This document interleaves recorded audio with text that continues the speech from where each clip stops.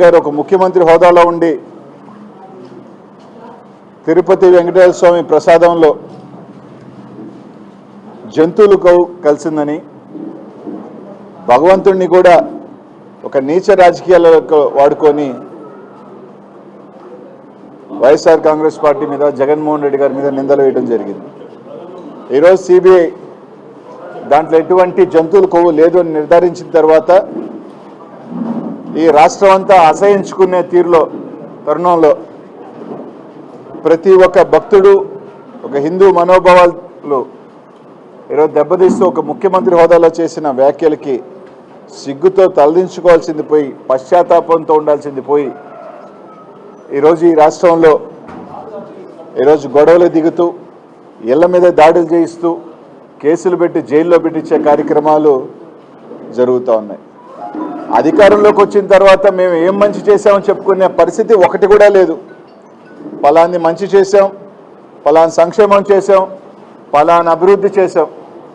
ఏదైనా చేస్తుంటే గత ప్రభుత్వంలో జగన్మోహన్ రెడ్డి గారు చేసిన ఈ ఎన్నికలు అయిపోయిన తర్వాత వాటికి రిబ్బన్ కట్టింగ్లు చేసి దాన్ని మైలే తీసుకోవటం తప్ప తాను మొదలుపెట్టి ముగించింది ఏంది అంటే శూన్యం. సంక్షేమం ఏంట్రా అంటే శూన్యం.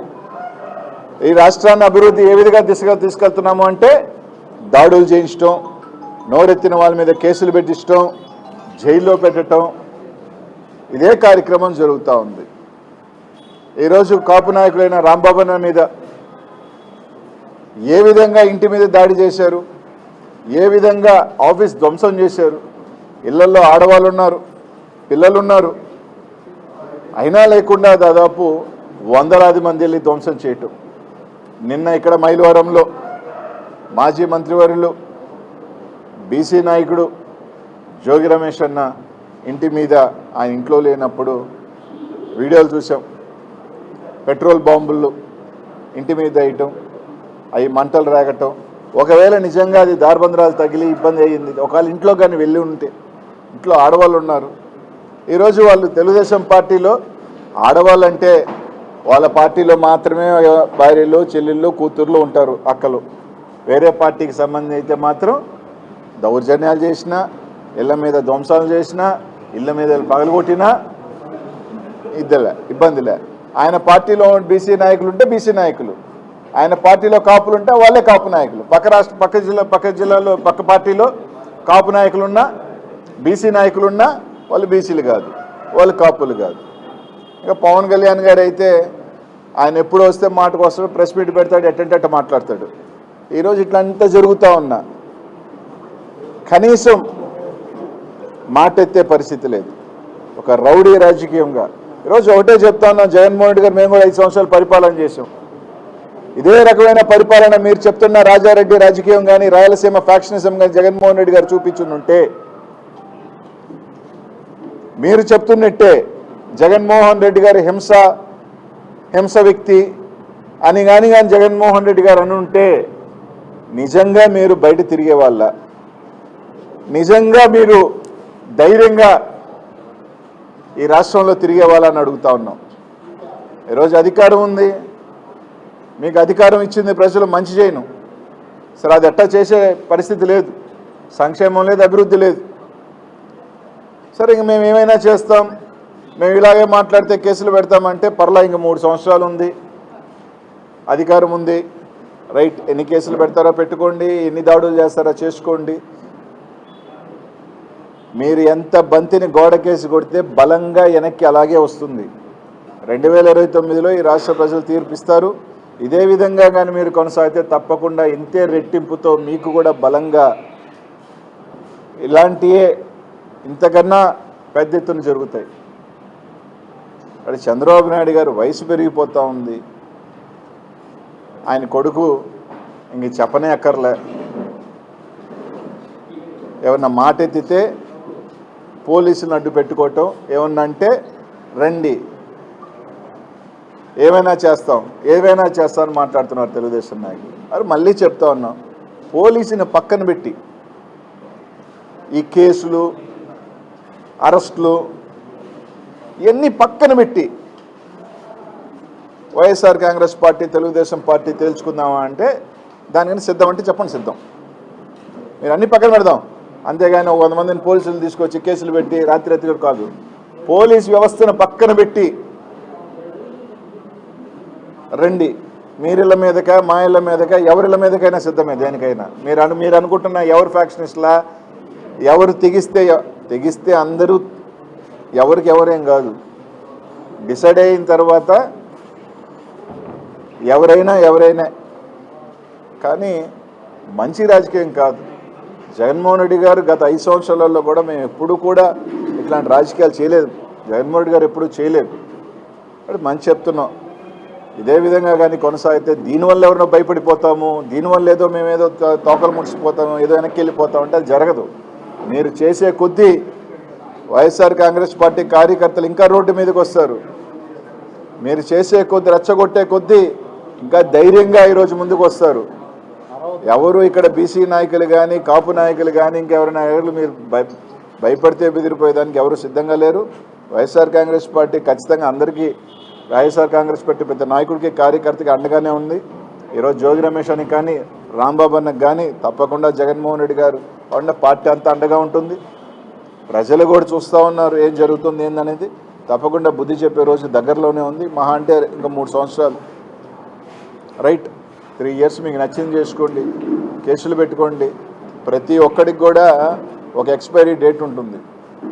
ప్రతి ఒక్కరికి కూడా ఒక ఎక్స్పైరీ డేట్ ఉంటుంది. మీ ఎక్స్పైరీ డేట్ 2029.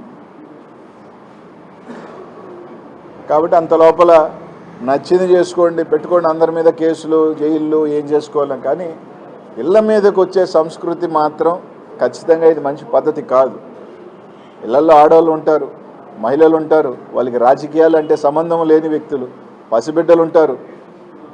జరగరాంది జరిగితే ఎవరు బాధ్యత వహిస్తారు? అన్నారో లేదో తెలియదు కానీ ఒక మాటకి రాష్ట్రం అంతా తిరిగి కన్నీళ్ళు పెట్టి తిరిగారు మీరు. అది అన్నారో లేదో తెలియదు, నిజం అబద్ధమో తెలియదు, కానీ ఒక చిన్న మాటకి అది తప్పైనా ఒప్పైనా దానికి మీరు రాష్ట్రం అంతా తిరిగారు కదా. ఈరోజు అదే మహిళలు కదా ఈ పార్టీలో కూడా ఉన్నారు, అదే మహిళలు కదా ఈరోజు ఇళ్లలో ఉన్నారు. మనుషులు లేని టైంలో నేను రమేష్ అన్న ఇంట్లో లేడు, తిరుపతిలో ఉన్నాడు. ఈరోజు ఇంట్లో మీదకి దాదాపు ఒక 100 మంది గుంపు మగోళ్ళు వచ్చి ఆ విధంగా పెట్రోల్ బాంబులు వేసి యాసిడ్లు వేసి మంచి పద్ధతి కాదు. తప్పకుండా అందరూ మూల్యం చెల్లించుకుంటారు. ఎవ్వరూ ఏమీ అతీతులేం కాదు. ప్రతి ఒక్కరూ తప్పకుండా మూల్యం చెల్లించుకోవాల్సిన రోజు దగ్గరలోనే ఉంది. దాడిలో టీడీపీ వాళ్ళు పాల్గొన్నారని చాలా క్లియర్గా కనిపించింది. కానీ టీడీపీ ఎంపీ కేసులని రాంబాబు కావచ్చు లేదంటే జోగి వారింటిపై వాళ్ళ కార్యకర్తలతోనే దాడి చేయించుకున్నారు.